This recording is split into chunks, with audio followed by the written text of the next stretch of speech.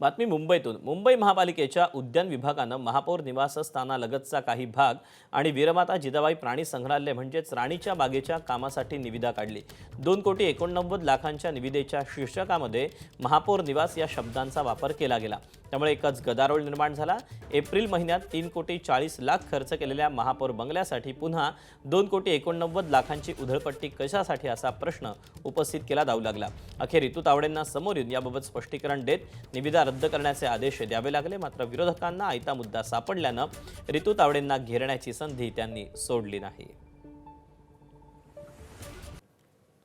मी त्यांना फोन करून म्हटलं, तुम्ही ह्याच्यामध्ये मेयर बंगलो मेन्शन केल्यामुळे तुम्ही आता हे टेंडर मागे घ्या, कारण इथे महापौर आणि महापौरांच्या बंगल्याचा काहीही संबंध नसताना तुम्ही या ठिकाणी मेयर बंगलो टाकलंच का, इमिजिएट हे टेंडर मागे घ्या, असं मीच त्यांना ऑर्डर दिलेली आहे। महापौरांनी पण आता लक्ष दिलं पाहिजे।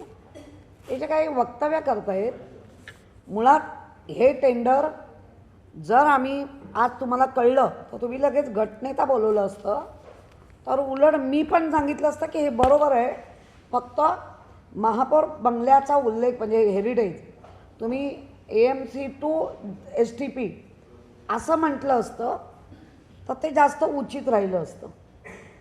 मी टेंडर मागे घेते याचा अर्थ तुम्ही काहीतरी केलंय असं जे कोण दाखवू इच्छित आहे, हे अधिकाऱ्यांना अधिकार नाहीये। या अधिकाऱ्यांवरती महापौरांनी कारवाई काय करणार, कसं चुकलं? दरम्यान महापौर बंगल्यावरून आमदार आदित्य ठाकरेंनी रितू तावडेंवर टीका केली होती, त्यावर महापौर रितू तावडेंनी जोरदार प्रत्युत्तर दिलं। आमदार म्हणून आम्हाला पूर्ण मतदारसंघासाठी 5 कोटी निधी मिळतो। खासदारांना 6 मतदारसंघ विधानसभेचे जे असतात, त्यांचे 1 लोकसभा मतदारसंघात, त्या पूर्ण 1 लोकसभेसाठी 5 कोटी मिळतो। आणि जो काही निधी महापौरांना फक्त त्यांच्या स्वतःच्या बंगल्यासाठी मिळालेला आहे तो जवळपास 5.5 कोटीचा आहे। आणि गाड्या देखील ज्या आता घेत आहेत त्या देखील 1.5-2 कोटीच्या आहेत। तर म्हणजे हा सगळा खर्च स्वतःवर कशासाठी करताय? कुठे नेमकं तुम्हाला काय दाखवायचं जगाला?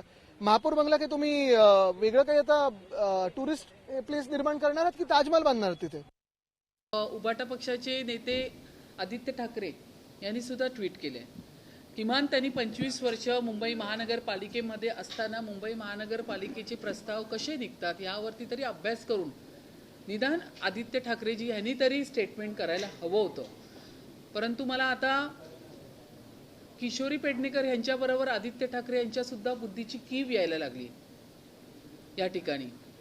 एकतर मुळामध्ये गेले 25 वर्ष ह्यांनी जो राडारोडा करून ठेवला होता या महानगरपालिकेत, मग रस्त्याचा असेल, पाण्याचा असेल, कॉन्ट्रॅक्टर लॉबी असेल, स्टँडिंगमधली अंडरस्टँडिंग असेल, या सगळ्या गोष्टी आम्ही एक एक करून बाजूला करतोय।